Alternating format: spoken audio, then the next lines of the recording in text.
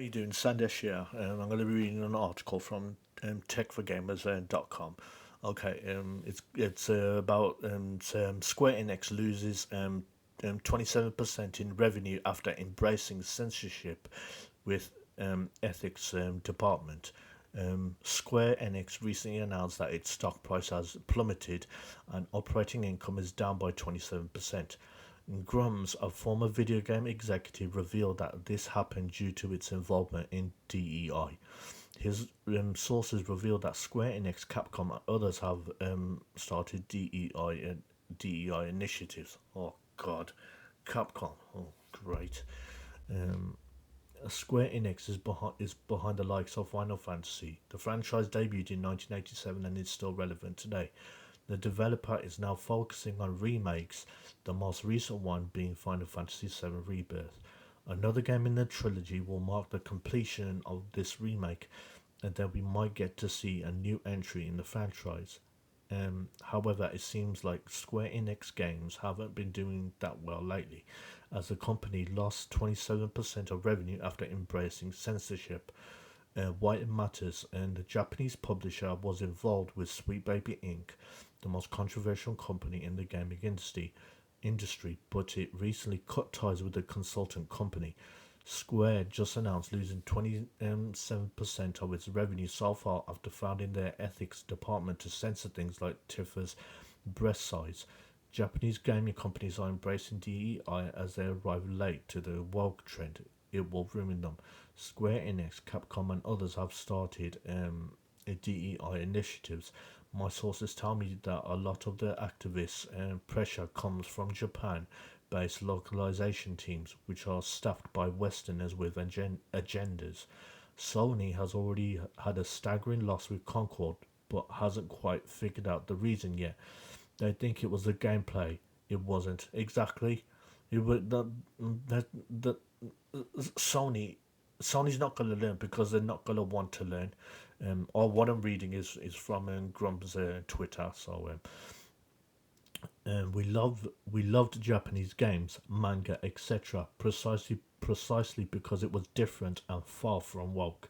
They need to understand this is where their value and competitive advantage comes from, and turn back from this disastrous path that is ruining AAA gaming sales left right this year.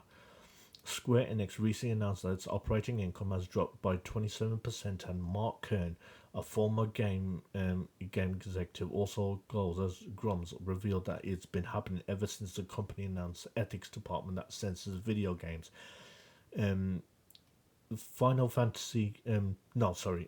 He further said that Japanese game companies are now embracing DEI and argues that it will ruin them. It is concerning for such a legendary developer to constantly lose hefty revenue.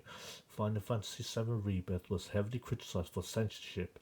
Tifa was one of the main selling points of the Final Fantasy games, so many fans called out the giant for censoring her.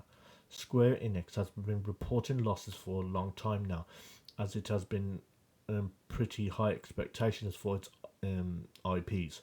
While the gaming giant has faced many losses, it seems to be switching its strategies. For starters, the company has ended its contract with Sweet Baby Inc. I did not know this, and the fact that the mainstream gaming media didn't cover this. Now that I think about it, I'm actually not surprised that they didn't cover this, because since Western gaming um, journalists are woke anyway. So, and they just want to pretend that Sweet Baby Inc. just it's just a myth that doesn't exist.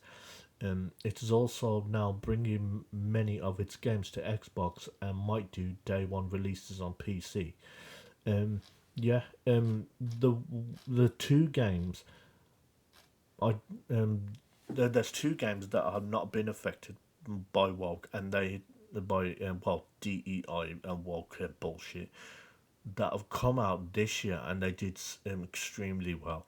That's Stellar Blade, which is an exclusive, but that was done with a Korean developer, and also the one of the major releases, Black Myth Wukong, and what I liked about it was, especially with Black Myth Wukong, and this was a story from I think before the game came out, that the fact that it came out of the fact that um, Sweet Baby Inc. Was criticizing the game because they wouldn't have them on as a consultant, and pretty much Sweet and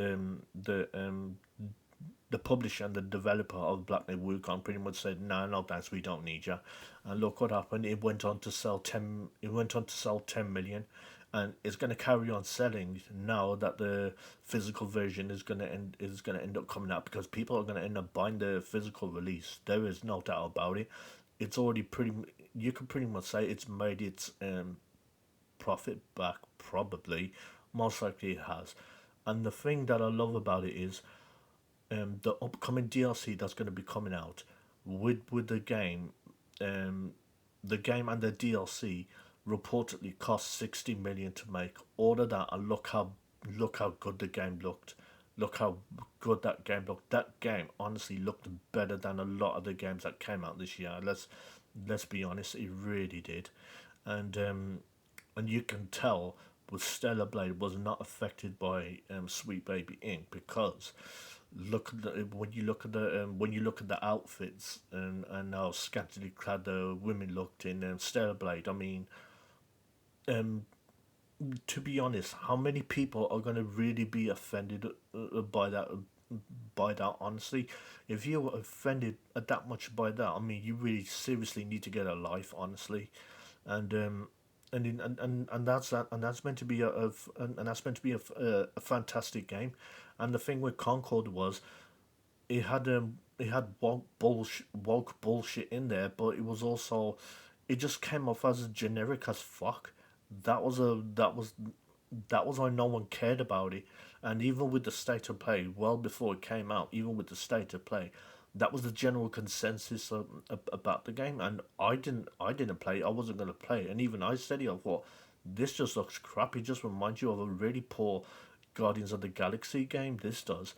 Um, so yeah, I don't feel sorry for Square Enix one bit.